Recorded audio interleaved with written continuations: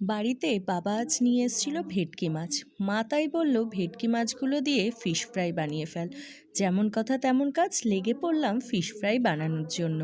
প্রথমে মাছগুলো ভালো করে ধুয়ে লেবু দিয়ে খানিকক্ষণ ম্যারিনেট করে রাখলাম। তারপর একটা বাটা বেটে নিলাম, তার মধ্যে ছিল বেশ খানিকটা পুদিনা, ধনেপাতা আর আদা, রসুন, কাঁচা লঙ্কা, সামান্য একটু জিরে। এরপর বাটা মশলাটা ভালো করে মাছের গায়ে এপিট ওপিট মাখিয়ে নিয়ে ওই আধ ঘন্টা মতন ম্যারিনেট করে রেখে দিলাম। তারপর মাছটায় পরিমাণ মতন লবণ দিয়ে একটা ফাটানো ডিমের মধ্যে মাছটা ভালো করে এপিট ওপিট মাখিয়ে নিয়ে ব্রেড ক্রাম্বসের মধ্যে খুব ভালো করে কোটিং করে কাটলেটের আকারে গড়ে নিলাম।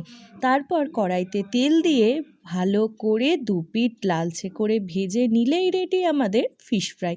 খেতে সত্যি ভালো হয়েছিল। অবশ্যই আপনারা বাড়িতে বানাবেন। আর ভিডিওটা দেখে কিছু ভালো লেগে থাকলে অবশ্যই সাবস্ক্রাইব